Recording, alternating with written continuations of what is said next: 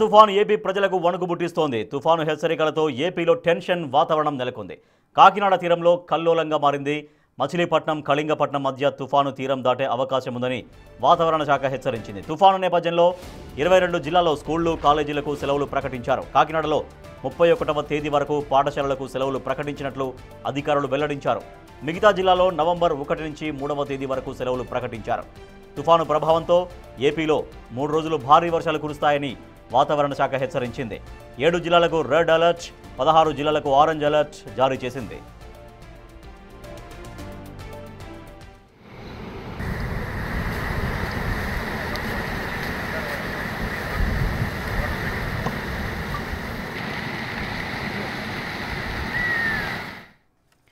రెడీగా మోంతా తుఫాను ముప్పు పొంచి ఉంది. 2 తెలుగు రాష్ట్రాల్లో విపరీతంగా వర్షాలు కురుస్తాయని 2 రాష్ట్రాల వాతావరణ శాఖ అధికారులు హెచ్చరికలు జారీ చేశారు. ప్రజలెవరూ అనవసరంగా బయటకు రావద్దు, అత్యవసరమైతే తప్ప బయటకు రావద్దు అంటూ హెచ్చరికలు కూడా జారీ చేస్తున్నారు. ఇవాళ రేపు అతి భారీ వర్షాలు కురబోతున్నాయి.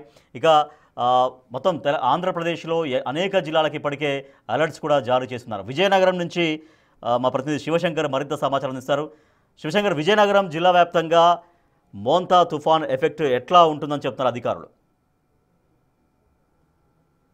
రాజేష్, మనం చూసుకున్నట్లయితే విజయనగరం జిల్లా వ్యాప్తంగా మోంతా తుఫాన్ ఎఫెక్ట్ ఉందో ఎలా ఉందో ఒకసారి మనం విజువల్స్ లో చూసుకోవచ్చు. ప్రస్తుతం మనకి వర్షం కురుస్తున్నటువంటి పరిస్థితి మనం చూసుకోవచ్చు. అదేవిధంగా వాతావరణం ఏ విధంగా ఉంది, ఆకాశం ఏ విధంగా మేఘావృతమై ఉందో ఒకసారిగా మనం పరిశీలించుకోవచ్చు. అంటే ఉదయం 8 గంటల నుంచి సుమారు ఎక్కడ ఎడతెరిపి లేకుండా వర్షం కురుస్తున్నటువంటి సిచ్యువేషన్ అయితే ఉమ్మడి విజయనగరం జిల్లా వ్యాప్తంగా ఉందని చెప్పుకోవచ్చు. ఇప్పటికే అధికారులు పూర్తి స్థాయిలో చర్యలు అయితే చేపట్టారు. మొత్తం 69 గ్రామాలను, అంటే ఏదైతే రిస్క్ ఉన్న గ్రామాలు ఏవైతే ఉన్నాయో అంటే 69 గ్రామాలను అయితే గుర్తించామని అయితే అధికారులు చెప్తున్నారు. మొత్తం 71 పునరావాస కేంద్రాలను అయితే ఇప్పటికే సిద్ధం చేశారు అధికారులు. అదేవిధంగా ఎస్టీఆర్ఎఫ్ సిబ్బందిని కూడా ఎక్కడికక్కడే మొత్తం అందరినీ కూడా ఇప్పటికే ఏర్పాటు చేయడం జరిగింది. మొత్తం అందరూ కూడా బృందాలుగా విడిపోయి మొత్తం ఎక్కడైతే రిస్క్ అంటే వాగులు, గడ్డలు, అదేవిధంగా రిజర్వాయర్లు పొంగి పొర్లే అవకాశం కనిపిస్తా ఉందో, ఎక్కడైతే అటు నాగావళి నది కావచ్చు, గోత్ర నది కావచ్చు, చంపావతి నది కావచ్చు, వేగావతి నది, ఇలా నదులు ఎక్కడెక్కడైతే పొంగి ప్రవహించే అవకాశం ఉందో, ఏ గ్రామాలకైతే ఈ నదుల వల్ల ముప్పు ఏర్పడుతుందో, ఏ గ్రామాలకైతే ఈ వాగులు, వంకల వల్ల ముప్పు ఏర్పడుతుందో ఆయా గ్రామాల చుట్టూ అంటే ఆయా గ్రామాల ప్రజలను ఇప్పటికే అప్రమత్తం చేయడం జరిగింది పూర్తిగా. అదేవిధంగా హాస్పిటల్ సిబ్బందిని కూడా అక్కడ మనకి పూర్తిగా సిద్ధం చేశారు. అదేవిధంగా మనం చూసుకున్నట్లయితే సచివాలయ సిబ్బంది కూడా ఇప్పటికే అలర్ట్ చేయడం జరిగింది. మరో పక్క మనం చూసుకుంటే అత్యంత ఎమర్జెన్సీ అయినటువంటి గర్భిణీలు ఎవరైనా ఉన్నట్లయితే వారిని ఇప్పటికే హాస్పిటల్స్ కూడా తరలించే పరిస్థితి మనకి ఉమ్మడి విజయనగరం జిల్లా వ్యాప్తంగా కనిపిస్తా ఉంది.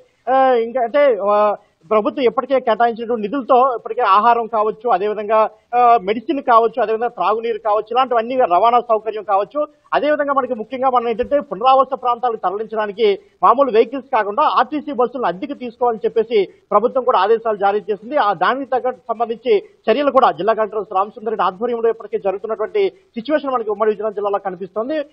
సో ఈ విధంగా పరిస్థితి ఎప్పటికప్పుడు అధికారులు మాత్రం పూర్తి స్థాయిలో సమీక్ష సమావేశాలు ఏర్పాటు చేస్తున్నారు. ఎక్కడంటే ఏ మండలంలో ఏ విధంగా ఉంది, ఏ గ్రామంలో ఏ విధంగా ఉంది, ముఖ్యంగా ముంపు గ్రామాలైనటువంటి ప్రాంతాల్లో ఏ విధంగా సిచ్యువేషన్ ఉందనే దానిపై మాత్రం పూర్తి స్థాయిలో సమీక్ష నిర్వహిస్తున్నారు. కమాండ్ కంట్రోల్ సెంటర్ లో కూర్చొని మొత్తం అంతా కూడా జిల్లా వ్యాప్తంగా ఏ విధంగా ఉంది, పంట పొలాల పరిస్థితి ఏ విధంగా ఉంది, ఎందుకంటే ఇంకొక నెల రోజులు పోతే పంట పొలాలు మొత్తం పంట అంతా కూడా వరి, ముఖ్యంగా ఉమ్మడి విజయనగరం జిల్లా వ్యాప్తంగా వరి సాగు ఎక్కువగా ఉంటుంది కాబట్టి ఇంకొక 15-20 రోజుల్లో కొన్ని ప్రాంతాల్లో చేతికి వచ్చే అవకాశం ఉంది పంట. సో ఆ ఏరియాలో పరిస్థితి ఏ విధంగా ఉంది అనేది ఇప్పటికే వ్యవసాయ అధికారులు కూడా ఆదేశాలు జారీ చేశారు. మొత్తం ఎక్కడైనా పంట నష్టం ఏర్పడితే ఇమీడియట్ గా పంట నష్టాన్ని వాళ్ళకి పునరావాస కేంద్రాలు ఎక్కడ ఏర్పాటు చేశారు, వాళ్ళందరినీ తరలించే ఏర్పాట్లు చేశారా?